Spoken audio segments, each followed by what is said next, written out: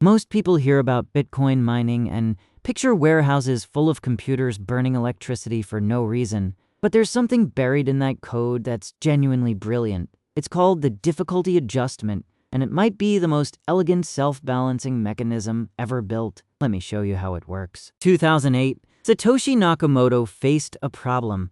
How do you keep a decentralized network producing blocks at a steady pace when anyone can join or leave at any time? Without a central clock, without a boss telling miners what to do, the answer was the difficulty adjustment. And it's been running perfectly for over 15 years now.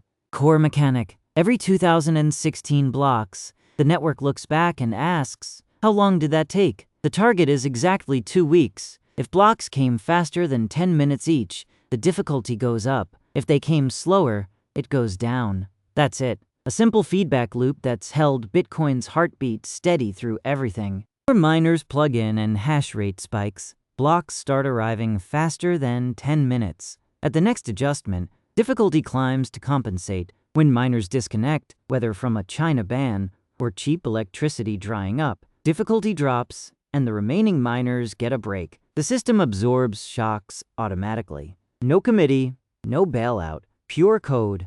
What that means in practice: if half the world's miners went offline tomorrow, Bitcoin wouldn't halt. Blocks would slow down for about 1,000 blocks. Then the adjustment would kick in and the remaining miners would find it twice as easy to mine. The network heals itself. Name another financial system that does that. Difficulty has only gone down a handful of times in Bitcoin's history, mostly during the China mining ban of 2021 and a couple of bear markets. The long-term trend is relentlessly upward. Every time difficulty rises, it means more energy and hardware are securing the network. That's not waste. That's the cost of making a ledger that cannot be rewritten. Of hardware, the difficulty adjustment is what drives the ASIC arms race. As difficulty rises, old mining rigs become unprofitable. Miners are forced to upgrade or shut down. This pushes the entire industry toward more efficient chips and cheaper energy. Bitcoin doesn't just adapt to miners, it forces miners to adapt to it.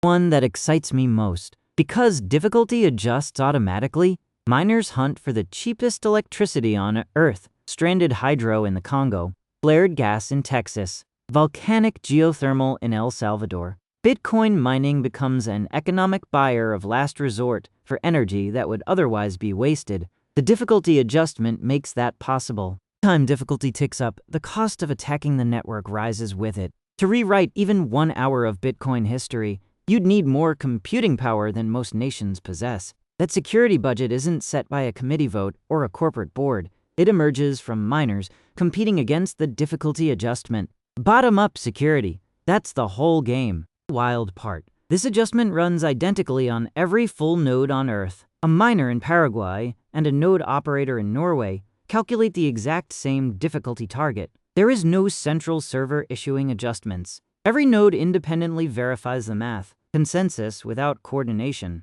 That's not just clever code. That's a new kind of organizational structure.